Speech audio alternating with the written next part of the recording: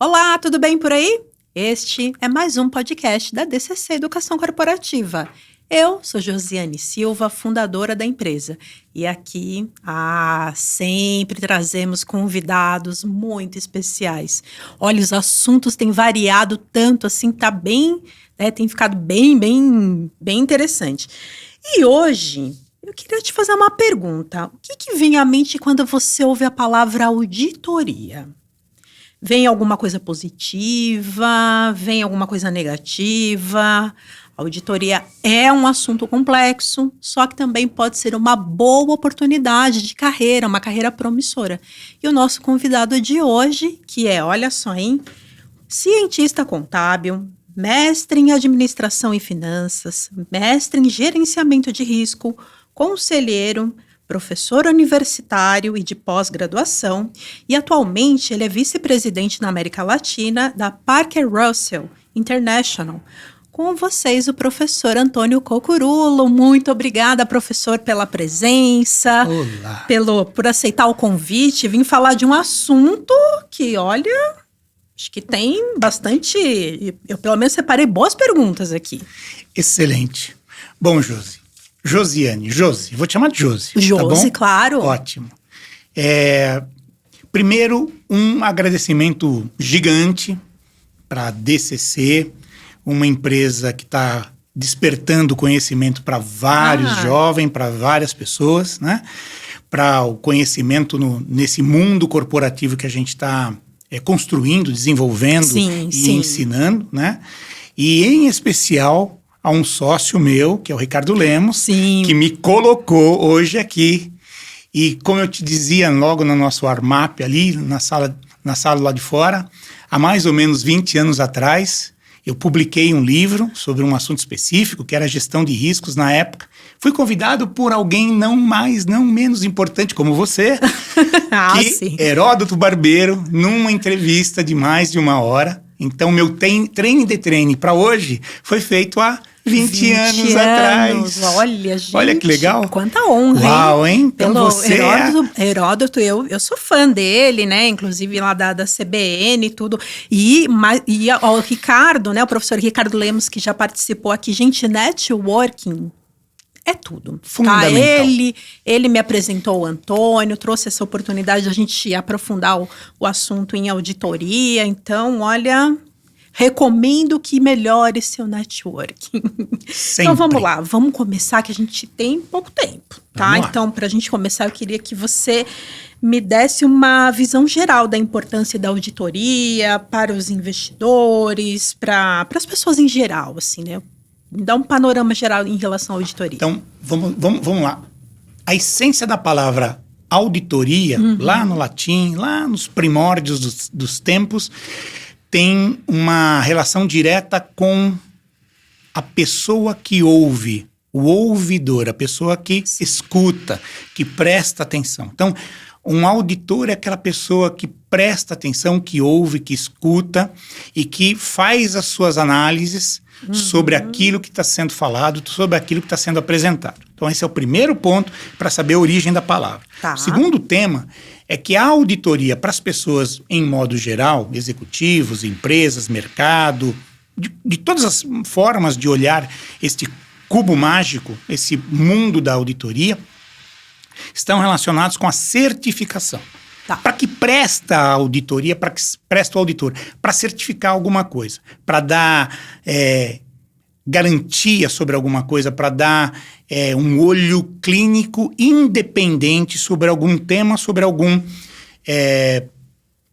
informação que está sendo publicada ou que está sendo informada para alguém. Esse é o primeiro ponto. Também a auditoria é um dos pilares do tema governança corporativa.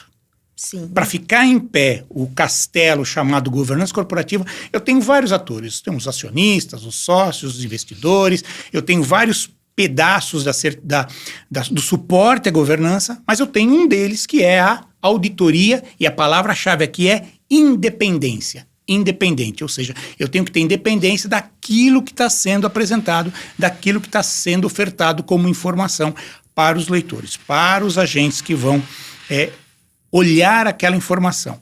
E eu tenho vários tipos de auditoria. Não tenho uma só sobre contabilidade, só sobre a ótica de informações financeiras. Eu tenho auditoria interna, eu tenho auditoria de processos, eu tenho auditoria de tecnologia de informação, de dados, de bancos de dados, de informação que são capturadas dentro desse universo da internet.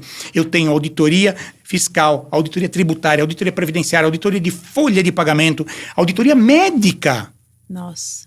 Toda vez que você faz um procedimento médico no hospital, que tem um plano de saúde que está remunerando aquele procedimento médico, o processo de todo esse pagamento daquele procedimento médico é feito aonde? Numa auditoria médica específica, bem técnica, que pode fazer uma análise do que foi feito e de como aquilo vai ser pago. Auditoria médica, auditoria ambiental. Hoje todos dizem e fazem um glamour sobre o que é a auditoria do ponto de vista de gestão ambiental. Então, como é que eu asseguro que aquela gestão ambiental não está contaminando o solo, não está contaminando o ambiente? A gente está num ambiente aqui que a gente lá, quando foi conhecer o ambiente, alguém disse assim, temos um lugar aqui que teve um problema de contaminação. Sim. Como é que eu sei que está contaminado? Porque eu contratei um auditor, o auditor veio aqui, fez uma exploração e disse, o produto químico que contamina esse solo é tal. Ascarel, por exemplo, altamente cancerígeno. Por que eu sei isso? Porque um auditor veio e atestou de forma independente que aquele solo está contaminado. Auditoria ambiental. E quando alguém quer comprar uma empresa, e quem é que analisa as informações contábeis, fiscais, financeiras daquela empresa para que ela diga para o comprador que é um bom ou que não é um bom negócio? A gente tem um auditor especializado chamado auditor de investigação de compra de empresas. Em inglês isso se chama due diligence, que é o procedimento que a gente faz para investigar aquele ativo, aquela empresa que vai ser adquirida. É por aí que a gente começa a nossa análise sobre a palavra auditoria. Nossa, tá bom? Bem complexo, hein? Bom, e assim, em relação a tamanho de empresa, entidade, mesmo não lucrativa, assim, que pode ou deve ter uma auditoria contratada para uma revisão, para suas demonstrações financeiras, como é que funciona? Aí tem uma pegadinha. Por quê? Porque tamanho não é importante. Não é importante? Não é importante. Não é importante por quê? Primeiro porque o que traz auditoria para um exercício de análise sobre a informação financeira é o interesse, é a motivação de quem quer olhar aquela informação de forma independente, quem quer ter uma informação de forma distante. Eu quero que alguém venha aqui que não tenha tido nenhum contato com aquela informação, que não tenha preparado a informação, que não tenha ajudado a elaborar a informação e que não tem interesse para não ter o conflito de interesse e que vai analisar aquela informação, que vai analisar aquele procedimento, aquele controle, aquele processo. Então, esta pessoa vai ter o interesse de olhar aquilo de forma fria. Tá. Isto quer dizer que o tamanho não é importante. Então, um condomínio pode ter uma auditoria. Olha. É uma prestação de contas. Sim. Uma empresa de startup, um lugar que nós estamos nesse momento, que é uma empresa que está uma entidade que está vocacionada a iniciar empresas, ou seja, startups, também traz o fôlego da vontade, do desejo de um investidor de conhecer como aquele negócio funciona. E quem é que eu trago? Um auditor. Então, o tamanho não é importante. Óbvio que no mercado de capitais, mercado da bolsa de valores, a gente tem aí muitos interesses. Interesses de pessoas que nem são investidores, que querem investir, ou pessoas que querem investir ou estão investindo naquela empresa, ou que querem sair daquela empresa que investiram. Qual é o papel do auditor? É auditar de forma independente aquela informação financeira que vai ser publicada para todo o público. Sim. Então, tamanho não é importante. O importante é a motivação que se quer para ter a informação de forma atestada e independente. Sim. Simples assim, tá bom? Perfeito. Bom, e qual que é a relação com a auditoria e com a governança corporativa? Você citou logo no começo, a gente falou de governança com o Ricardo, né? Isso é muito interessante, porque veja que a gente estava construindo, quando o Ricardo falava, ele estava construindo um castelo sobre a governança corporativa, né? Ele estava passando ali pelo ambiente de gestão de riscos, falou dos pilares, um deles é auditoria, mas qual é a base, qual é a sustentação dessa governança corporativa? É transparência, equidade, e uma dessas sapatas que seguram esse prédio em pé é a prestação de contas. Em inglês, accountability. Então, toda vez que a gente estiver prestando contas para alguém no braço de uma governança corporativa, a gente está sempre prestando contas com um auditor que, de forma independente, vai atestar que aquela informação é correta, está bem preparada, está bem apresentada, é simples para que as pessoas entendam, não pode ser numa terminologia muito rebuscada, porque senão nem todos entendem, então tem que ser uma linguagem simples. Os auditores, nós auditores, sempre fugimos desta questão de ter termos muito técnicos para explicar coisas técnicas, então a gente tem que muitas vezes traduzir aquela informação para que ela seja simples, palatável, para que ela chame a atenção do leitor, para que ele possa ler, entender, absorver e, por fim, mas não menos importante, tomar uma boa decisão.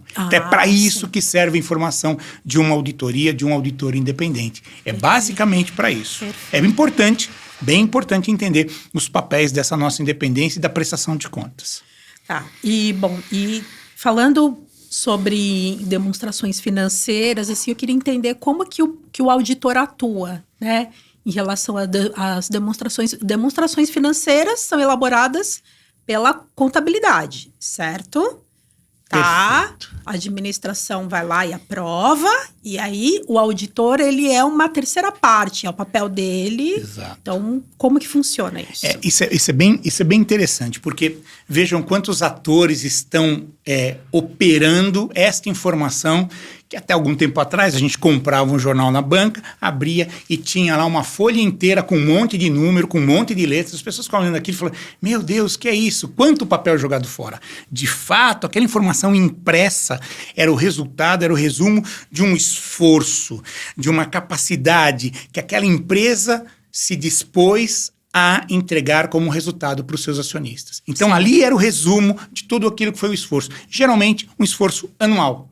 Sim, o ano balanço, de 2020, como é que ele performou, quais foram os problemas, e o balanço patrimonial é o resultado, é a expressão solidificada daquilo que foi toda aquela energia que foi produzida e gasta e concentrada no resultado daquela empresa em um período de tempo, um ano. É exatamente isso.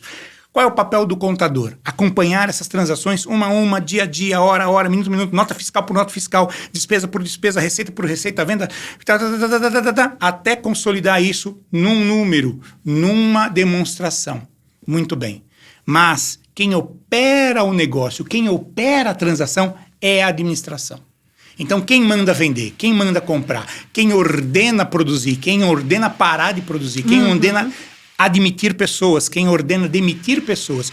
Todos esses fatos e muitos outros estão registrados na contabilidade. Quem comandou? A administração. Sim. Quem operou? A administração. Os funcionários da empresa. Quem capturou tudo isso? O contador. A contabilidade. De todos os pontos de vista da organização. Sim. Algumas coisas falham nesse processo? Falham. Exato. Então aí começa aquela curiosidade de saber quanto falhou, quanto se perdeu, quanto não se conseguiu capturar como informação de um registro. É aí que começam as curiosidades. Aquelas pessoas que são as interessadas, a gente chama isso de stakeholders, sim, a olhar uma demonstração financeira. Será que está tudo aqui? Será que não escapou nada? Será que a gente não deixou de vender alguma coisa importante? Será que a gente vendeu alguma coisa que daqui a algum tempo vai virar uma perda? A gente confiou em alguém que não deveria? A decisão da administração em acreditar em algo, tomar alguma coisa para si, Será que isso não deveria chamar a atenção de alguém, ou dos interessados, ou dos que fazem a análise financeira daquela informação, e daí tomar uma decisão de, opa, sim, é um bom investimento, opa, não é um bom investimento. Alguns riscos podem começar a se materializar, ou já se materializaram, e nem sequer ainda foram capturados. Serão capturados e terão que ser pagos num futuro. Talvez a contabilidade não tenha conseguido identificar. Tá vendo como as coisas começam a fazer sentido neste jogo, nesse tabuleiro da prestação de contas? É assim que a coisa funciona, deste jeito. Nossa. Bom, e como você falou, assim, alguns problemas, eu acompanhando o noticiário, eu vi algumas notícias não muito legais envolvendo a auditoria. Pois é. Falando assim, vamos por de erros, de situações. Então, eu queria entender, assim, em relação ao risco, como é que fica essa questão? Sabe que uma das coisas mais interessantes do mercado financeiro é que o auditor tem que estar prestando muita atenção em não dar insiders, não dar informações que não sejam conhecidas, confiáveis, atestáveis, concretas e sólidas. Então, aqui, neste capítulo, que pode chamar a atenção de muita gente para qualquer informação não pública, né? Não real, não verdadeira, a gente vai sempre tratar deste capítulo, dessa nossa questão, do ponto de vista das hipóteses, daquilo que pode não acontecer, ou que eventualmente tenha acontecido num país distante, lá no hemisfério norte, lá em algum lugar distante, na Lua, em algum outro lugar do planeta ou do universo, tá bom? Não aqui especificamente, nesse nosso mundo que vivemos nesse momento. Mas, primeiro, como é que o auditor reporta a sua análise, a sua opinião? Como é que ele faz esse processo? Então, primeiro, o auditor faz o quê? Ele analisa o balanço, analisa a estimação de resultado, analisa o fluxo de caixa, analisa várias informações contábeis, tem um monte de nota explicativa, aquelas folhas de jornal que a gente viu lá na banca de jornal, cheia de letras e palavras e números e tal. Pequenininha aqui, ó, as letrinhas, né? É feito para ninguém ver mesmo, então para usar um óculos bem potente. Mas hoje em dia, pela internet, a gente pode ver tudo, porque está tudo publicado em letras garrafais. Excelente. Dado transparência para isso, vamos para o segundo aspecto. O auditor, quando ele termina seu trabalho, ele emite o que a gente chama de opinião, chamado relatório de auditoria do auditor independente sobre as demonstrações financeiras. Esse é o título que aparece na primeira linha do quadrinho chamado relatório do auditor independente. Muito bem. Quando ele emite a sua opinião, a gente chama isso de parecer também, é um parecer, né? Ele pode dizer o seguinte: as demonstrações financeiras estão adequadamente apresentadas em todos os aspectos relevantes. O que quer dizer isso? É que tudo que eu vi com base naquilo que é relevante da demonstração financeira, eu estou conseguindo chegar a uma conclusão de que não encontrei erros relevantes. Não existem falhas relevantes dentro desse balanço. Então é uma opinião que a gente chama de opinião limpa, ou seja, não tem problema. Relevante. Sempre relevante. Porque o auditor não tem condição de pegar nota fiscal por nota fiscal de cada despesa, de cada serviço, de cada custeio, de cada produto que foi processado dentro da indústria ou num serviço prestado e olhar isso. Por quê? Porque ele tem um período muito curto de tempo para emitir a sua opinião. Então a gente faz testes ao longo de todo o processo de auditoria. Ok? Quem é responsável por tudo isso é a administração e o contador. Eles são os responsáveis, nós somos os revisores dessa informação. Sim. Então nós revisamos isso baseado em relevância. Por isso que o parecer tem a palavra relevância lá muito bem determinada e muito bem explicada, inclusive nos parágrafos que estão ali na parte do parecer chamado base dos trabalhos do auditor. Muito bem. Porém, às vezes a gente encontra um erro, a gente encontra um problema. E aqui abre a janela de oportunidades e a janela de problemas. Por quê? Porque no final da história, todas as empresas são vocacionadas por objetivos quantitativos. Eu quero um resultado positivo aqui, porque os acionistas querem receber dividendos, porque a empresa tem que captar mais dinheiro nos bancos, porque ela tem que demonstrar uma performance mais efetiva dentro do mercado e dentro do processo de fazer negócios num determinado período de tempo, num país determinado, ou em outros países também. E isso provoca, muitas vezes, pressões sobre a administração, que podem ser pressões muito além daquilo que aquela administração ou que aquela capacidade de produção, de serviço prestado, podem entregar. Então, eventualmente, a gente pode encontrar erros possíveis, mas também a gente pode encontrar fraudes.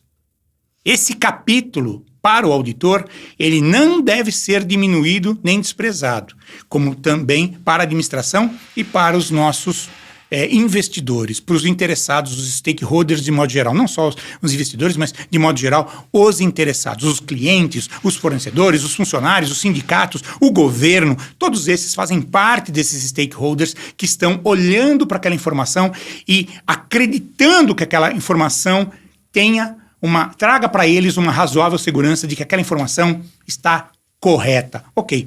Isso posto, se a pressão for muito grande, se a gente tiver uma pressão muito efetiva, ou, que esse é o pior dos mundos, se os valores éticos da organização não forem alinhados com os valores éticos que são pregados pela consciência da conduta ética que se espera desses executivos, as fraudes se instalam. E quanto mais o poder que emana dos executivos se instala dentro da organização, muitas vezes tem uma complexidade muito maior para que o auditor possa identificar essa fraude. Sim. Então, não é uma brincadeira de gato e rato, auditor contra executivos, mas ao contrário, é um exercício de identificação do que de fato está se apresentando e de que nada que deveria ter sido apresentado de bom ou de ruim tenha ficado para trás, tenha sido omitido dos leitores, dos stakeholders daquela informação. Então, aqui tem um jogo de palavras e de letras aqui no que eu disse, mas é assim, o auditor certifica, o auditor dá uma opinião sobre a demonstração financeira de que ela é razoavelmente bem apresentada. Ok? Eu posso ter erros que eu encontrei, podem ser materiais ou não materiais. Se materiais eu reporto, ou seja, eu tenho uma ressalva. Pode ser uma ressalva tão gigante que eu tenha uma opinião adversa, ou seja, o balanço não representa aquilo. Isso é uma das técnicas que a gente tem, mas é só para vocês não ficarem tão assim, assustados quando isso aparece num jornal, aparece numa assembleia, aparece num condomínio, né? Às vezes isso pode acontecer, mas essas são as palavras-chave do nosso trabalho, de como a gente reporta essas informações para a sociedade, né? E leve em consideração que erros podem acontecer, que fraudes também podem acontecer.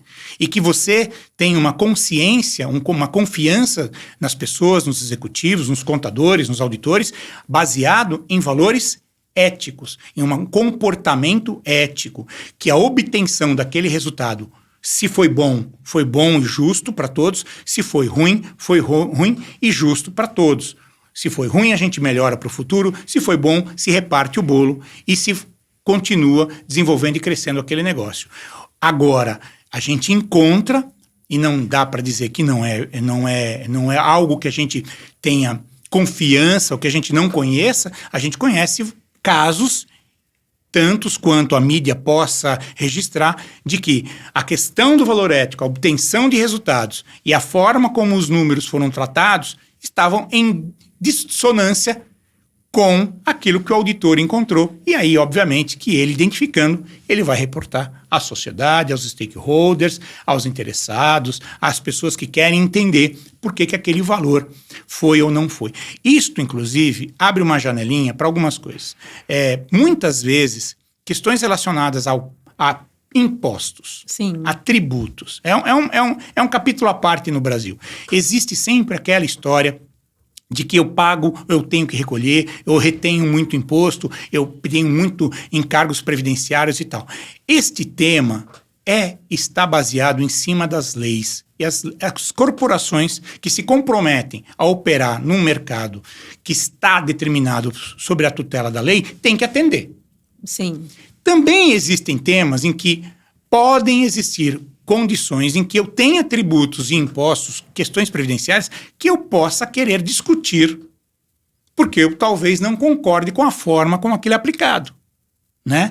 E neste caso, os auditores, os contadores, a administração discutem amplamente os impactos de eu ter que seguir uma lei, seguir uma regra que me impõe um imposto. A palavra já diz tudo, é imposto. Sim. Não é algo que é, eu vou fazer porque eu gosto. Não é porque eu não gosto, é porque eu tenho, é um imposto, é a obrigação de você fazer uma operação e contribuir com aquele imposto para os serviços que o governo oferece para a população. No final da história, concordar ou não em pagar imposto é geralmente um dos temas críticos de discussão que a gente tem dentro das organizações. Por quê?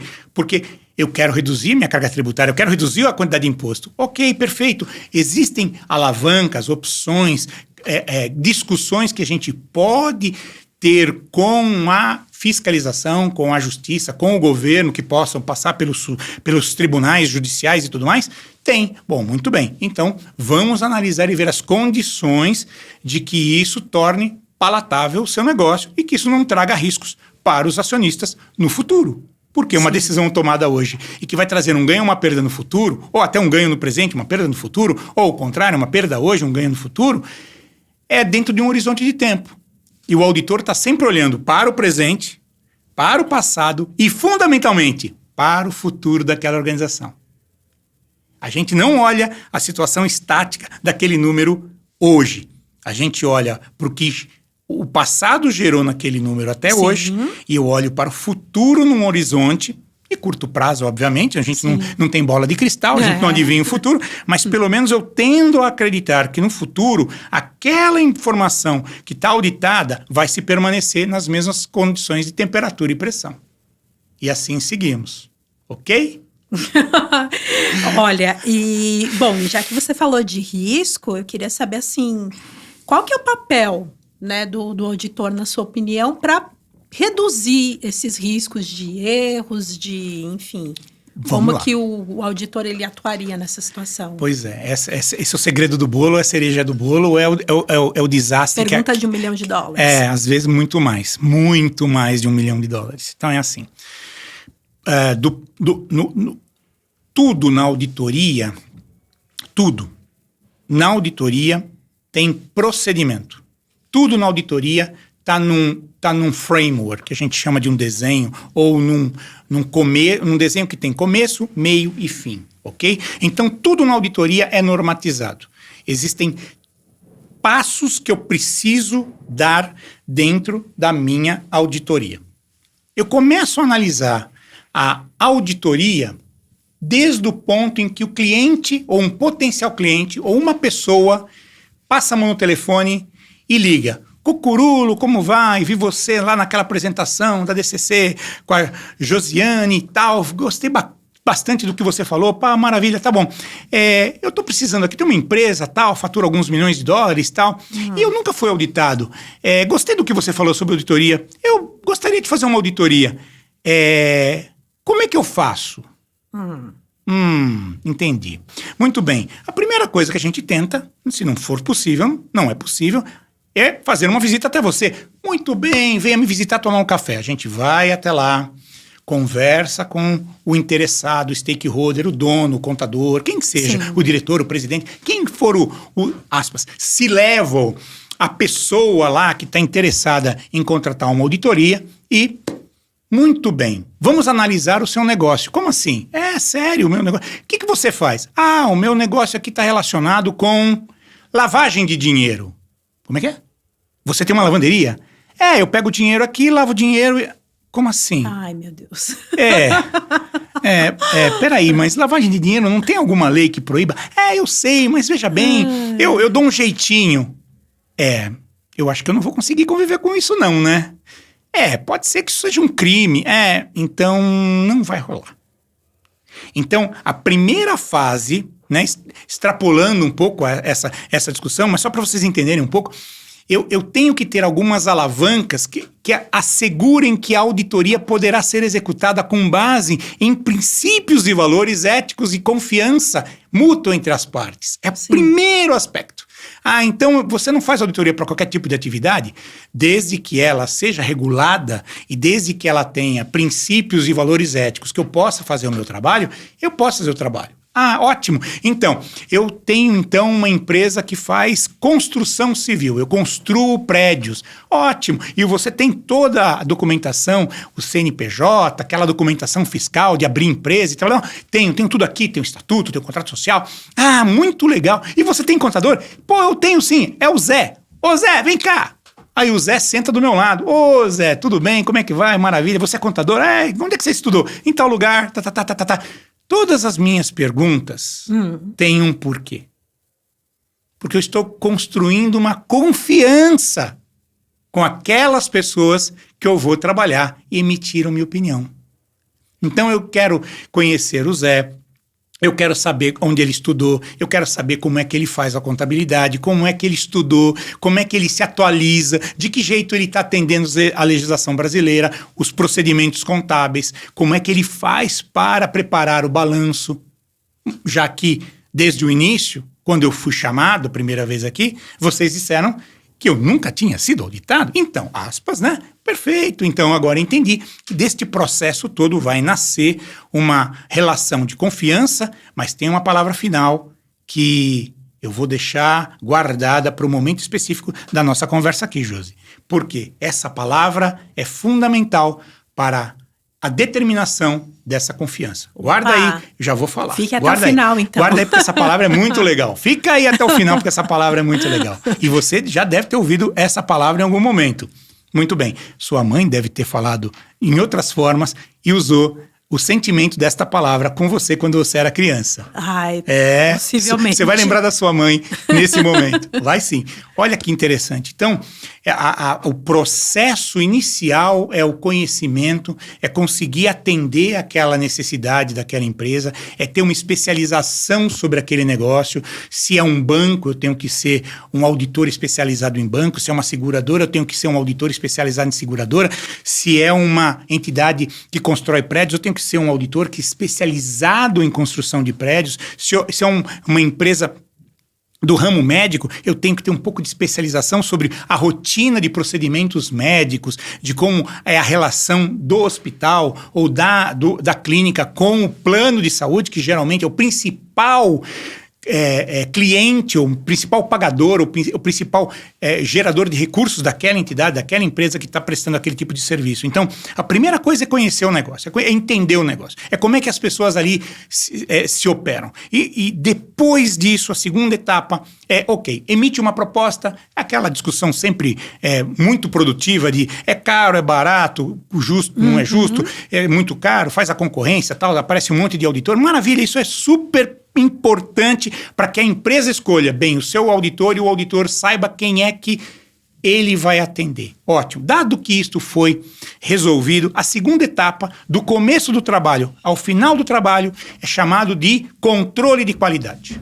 Controle de qualidade. O auditor vive o tempo todo olhando, revisando tudo aquilo que os seus assistentes, que os seus trainees fizeram ao longo do trabalho.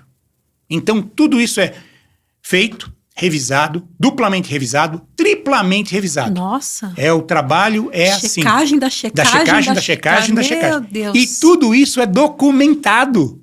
Então, muitas vezes as pessoas acreditam que 4 ou 5 papéis, folhas de papel que simbolizam o relatório do auditor, sim, resumam a quantidade de 1.000, 2.000, 3.000, 5.000 horas de gente especializada em cada tema que foi tratado dentro daquele balanço. Que seja folha de pagamento, que seja impostos, que seja tributos, que seja previdência, que seja realização de negócio, que seja vender alguma coisa, que seja comprar alguma coisa, que seja processar alguma coisa, que tenha um ambiente em um ERP, que é um sistema que controla essa operação toda, a gente chama de ERP hoje em dia, e que possa, no final, resumir, capturar todas as informações da empresa e botar num pedaço de papel chamado balanço, no outro pedaço de papel chamado demonstração de resultado. Então, o controle de qualidade que a gente tem sobre os nossos trabalhos é fundamental para garantir que o sócio, quando for assinar aquele parecer, sim, ele tenha segurança de que o que era para ressalvar,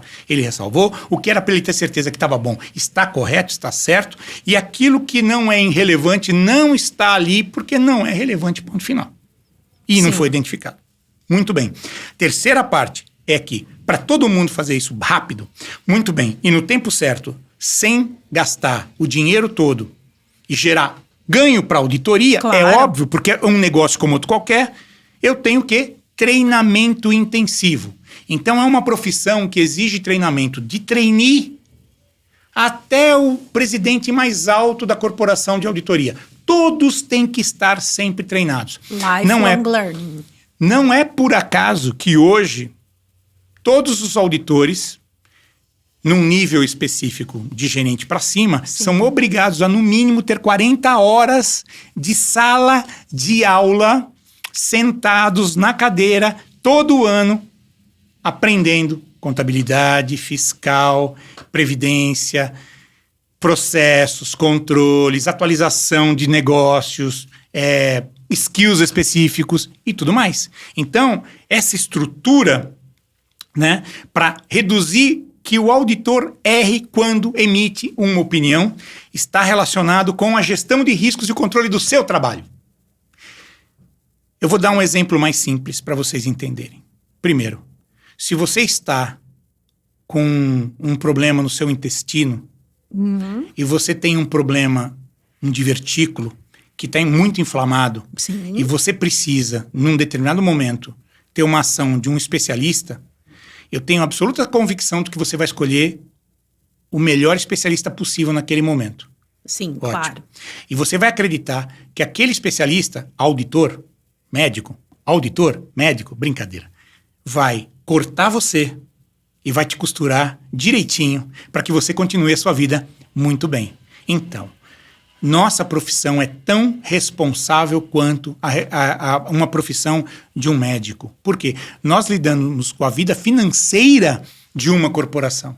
Então, nós, auditores, estamos muitas vezes no papel de médicos, cirúrgicos, atacando problemas específicos dentro de uma corporação. Não é por acaso que corporação tem uma palavra irmã dela chamada corpo. É verdade. Humano. Corpo da estrutura organizacional formada por seres humanos que podem errar, que têm valores éticos. Olha que coincidência. Não tem muita coincidência. A filosofia vai explicar isso para vocês todos. Escutem um pouquinho esses mestres da filosofia que estão hoje bombando pelas internets, aí vocês vão entender do que eu estou falando. Ótimo. Então, a principal participação aqui é a participação de uma escolha de um profissional competente. Não só de um contador profissional competente, mas de um auditor profissional competente, habilitado para fazer um bom trabalho e dar um resultado que seja justo para todos que são os stakeholders. Um último segredinho que eu queria compartilhar com vocês dentro dessa questão da gestão de riscos, que é o seguinte: há quase 2 décadas atrás, quando eu fui entrevistado pelo Heródoto Barbeiro para falar sobre gestão de riscos, né? Não imaginava que eu fosse estar aqui com você, Ju. José, eu também não imaginava. Que sonho, né? Que legal. Então, a gente olha para essa palavra, gestão de riscos, o auditor ter o risco de emitir uma opinião errada, ou a administração de publicar um balanço que está errado e o auditor não tem identificado por um erro, por uma fraude, né? Tem uma sigla que eu gosto muito de utilizar. Chama-se ORCA. Orca, baleia. É uma baleia, exato. Para vocês nunca mais esquecerem o que significa isso. Associei a orca com a baleia e você associou bem. Mas é uma sigla. O O é de objetivos. Tá. O R é de riscos. Tá. O C é de controle. E o A é de alinhamento. Orca. E quer dizer exatamente a mesma coisa em inglês. Exatamente a mesma coisa. É a expressão em inglês e português mais fácil de você memorizar. Mas o que é essa orca? Quando eu tenho um objetivo específico, gerar lucro, crescimento, fazer um trabalho, fazer um bolo. Por exemplo, fazer um bolo. Simples assim. O meu objetivo está traçado. Ok. Como é que eu controlo os meus riscos? Por quê? Posso começar a fazer o bolo e faltar o ovo. Pô, você não tem ovo, como é que você vai fazer o bolo? E você já começou a misturar a massa? Perdeu a massa? Não tem o ovo, não tem a farinha, não tem o fermento. Isso já aconteceu N vezes no mundo. Ok. Então, quando eu estiver executando um plano, um objetivo, para alcançar esse objetivo, eu tenho que monitorar, eu tenho que controlar os meus riscos. Então, por isso que eu falo que a controle de qualidade no serviço de auditoria é tão importante, é tão fundamental. Por quê? Porque o risco de emitir uma opinião errada é dada do problema. Então eu tenho que controlar para não fazer isso. Para não deixar que o público tenha uma informação incorreta. Como essas que há muito pouco tempo atrás a gente viu nas mídias. Sim. Não só aqui no Brasil, como no resto do mundo. Então, no mundo inteiro isso acontece. Ok, então eu tenho que controlar. Não só eu tenho que usar essa fórmula mágica chamada ORCA, como a empresa também deve fazer isso no ambiente da governança corporativa. Então, gestão de riscos nada mais é do que alinhar, lembra do A? Do ORCA, alinhar objetivos, os riscos que eu estou correndo e os controles que eu utilizo para minimizar esses impactos, esses riscos que podem destruir o alcance dos meus objetivos. Então, eu tenho que estar tudo alinhado. Mas se eu controlar tudo 100%, eu posso perder mais do que ganhar. Essa é uma escolha que você tem que fazer. Essa é uma decisão que a gestão tem que fazer. Pois então, eu vou começar a diminuir o nível de controle e vou começar a ter maior exposição, maior risco. Consequentemente, eu posso trazer mais perdas no final do dia para o negócio, para as pessoas, para os países, para as organizações, para os stakeholders, para a sociedade de forma geral. Então, esse é o segredinho desta questão de gerenciar riscos para qualquer um, para a vida inteira. Obviamente que, o auditor, e vocês vão ouvir isso nos casos, ele pode terceirizar esse risco que ele tem? Pode. O nome disso é contratação de seguro. Chama-se seguro de responsabilidade civil. Todos os profissionais podem ter um seguro de responsabilidade civil. Todos. Eu acho que todos deveriam, né, ter. Principalmente médicos, principalmente contadores, principalmente auditores, porque em algum momento se der alguma coisa errada e forem envolvidos em um problema que for significativamente grande, eles vão ter que pagar uma conta. Esta conta pode ser transferida, terceirizada, para uma seguradora que neste momento de um certo sinistro vai indenizar as pessoas que foram exatamente, que perderam com esta operação. Muito bem. Então, isto é fundamental. Então, a gestão de riscos tem vários atores e tem várias formas de você controlar. Não apenas só botando um monte de mecanismos de controle, mas também colocando um ambiente com terceiras partes que possam ajudar você nessa gestão. Eu acho que por aqui a gente encerra o tema gestão de riscos. Sim. Bom, e aproveitando então, falando, já que você citou aí, então treinamento não é gasto. Não. Tá. Não. Porque eu nunca. Ainda escuto isso, viu? Ainda escuto isso. Eu vou dizer quando o treinamento é gasto. Quando é gasto? Quando é gasto, Quando é dinheiro jogado fora. Quando é dinheiro jogado fora? Quando a pessoa não presta atenção. Quando a pessoa não presta atenção. Quando a pessoa não... Olha, 35 anos de magistério, dando aula em várias instituições de ensino, Brasil afora, fora do Brasil, na América Latina, para várias pessoas, vários ambientes diferentes. E tem sempre alguns que a gente olha e fala, como você perdeu essa oportunidade. Perdeu. Você perdeu. E aquela água que passa embaixo da ponte, ela nunca mais vai voltar. Você deixou passar o bonde da oportunidade da sua vida. De vez em quando, ainda encontro alunos do primeiro ano de faculdade que eu dei aula há mais de 35 anos atrás, que me encontram na rua e dizem assim, pô, professor, aquele dia o senhor me tirou da zona de conforto e foi muito bom. Devo a você. Isso é o maior presente que a gente ganha de um aluno. É verdade. São poucos aqueles que me encontram e fazem isso. E alguns, de vez em quando, lembram de mim por algum motivo engraçado ou triste e me mandam mensagem. Cara, você mudou minha vida. É sério? E foi para o melhor?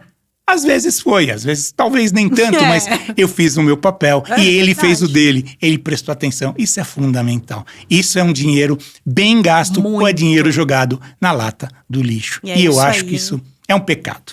É um pecado. Poxa, pessoal, olha, é ele que tá falando.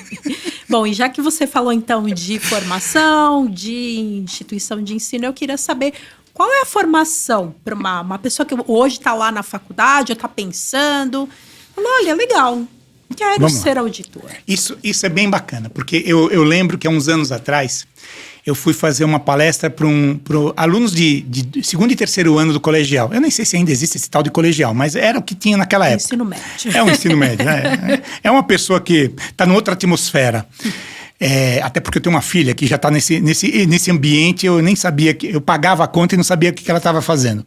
Bom, é assim, gente, é muito importante você olhar para o seu futuro. E obviamente que tem aí hoje em dia a inteligência artificial que está dizendo que vai substituir um monte de profissões e um monte de gente dentro do mercado de trabalho, mas vejam que o mundo, né, vai construindo algumas alternativas para todos nós. Todos nós vamos ter alternativas de trabalho. Mas nesse momento eu digo o seguinte para vocês, lá para o garoto estudante de primeiro, segundo, terceiro colegial, e que queira, que goste de ser... Ele gosta de ser, tem que ser curioso. É uma pessoa curiosa. Eu lembro que minha mãe dizia que eu era um cara curioso. Desde pequenininho eu queria saber das coisas. Eu perguntava, por quê? Como? Desde pequeno. Então, quer dizer, se você já tem essa habilidade de ser curioso, o auditor é uma pessoa muito curiosa. Muito curiosa. Primeiro. Então, o primeiro passo é uma faculdade de ciências contábeis. Para entender o balanço, o mecanismo do balanço, né? Para ser um cientista contábil. Exato. Aprendi isso com você, Júlio. Eu não sabia que eu era um cientista. Eu não tinha ideia. Eu não tinha realize. Eu não tinha ainda sentido isso dentro de mim. Eu sou um cientista. Que legal! Olha quantos anos eu não sabia disso. Eu aprendi com a Josi. É ela. Então, é assim...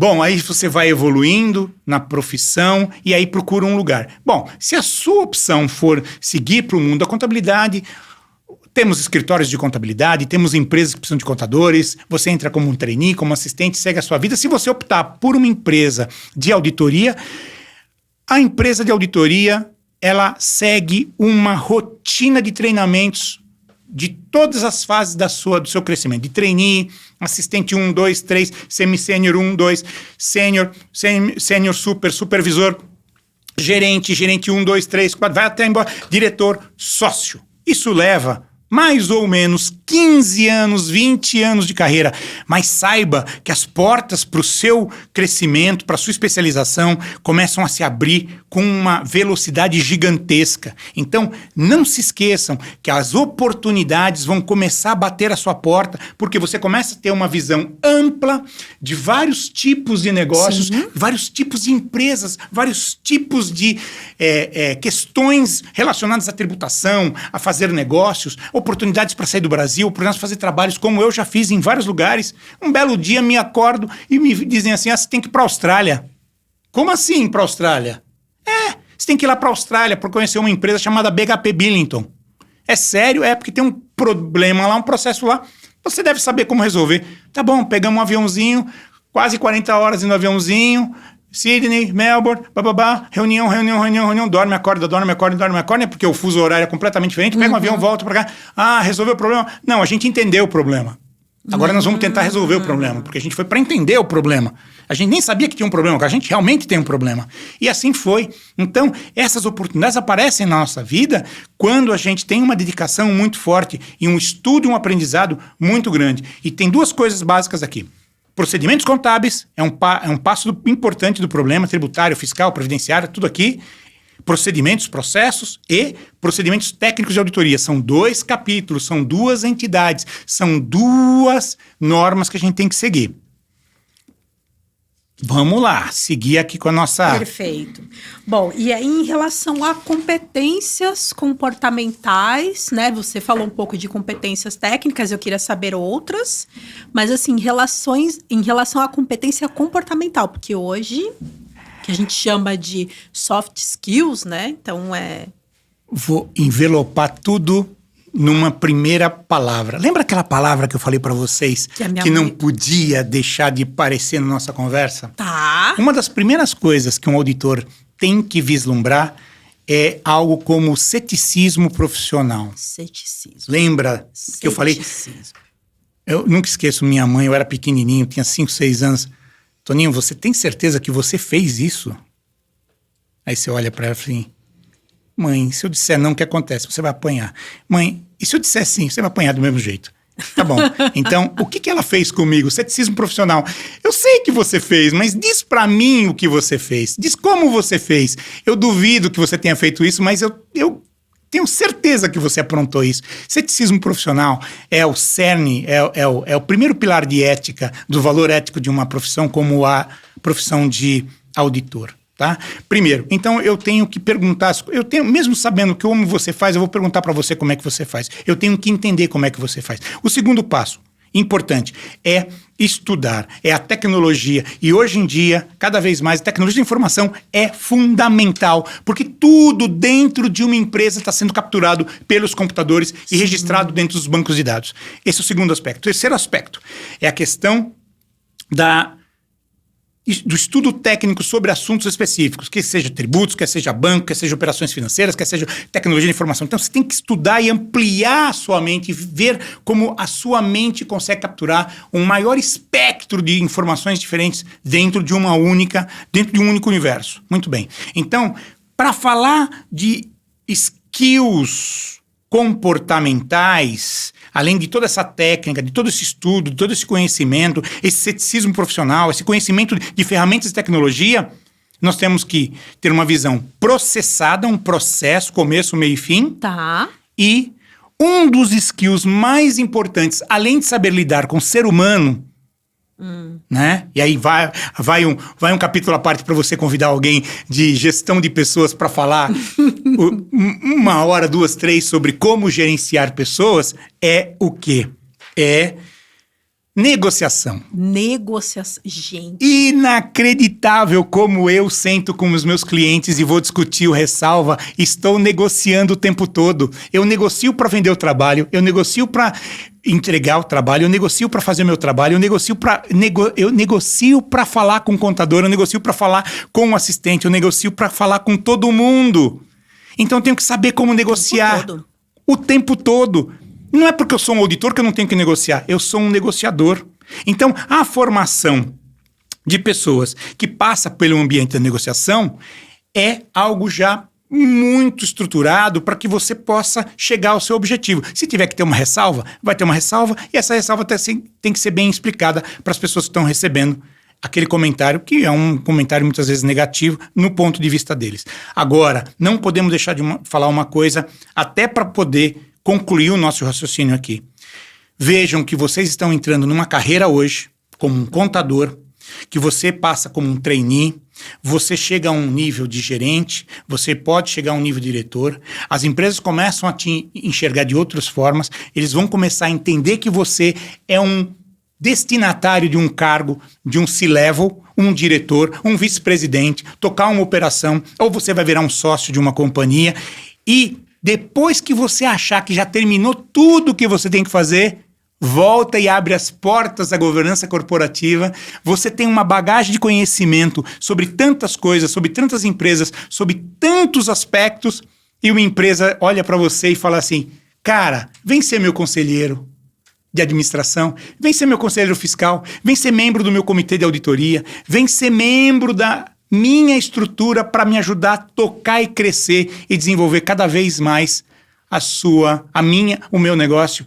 Então, quer dizer, olha que incrível, é uma carreira que vai te dar 2, 3, 4, 5 fases. Você achou que você ia se aposentar com 60 anos? Não! Você está pleno para ser um conselheiro por mais 10, 15, 20 anos. Se você quiser trabalhar tanto como a gente faz quando a gente abraça essa maravilhosa profissão, que é a profissão de auditor, de auditoria. Bom, e o conselho é uma tendência, e também existe alguma outra tendência para os profissionais nessa área? O que você... Bom, eu um belo dia era sócio de uma empresa Big Four, de uma empresa muito famosa mundial, uma das 4 maiores empresas de auditoria do mundo. E um belo dia alguém virou para mim e falou assim: cara, você tem cara de ser um empreendedor, monta o seu negócio.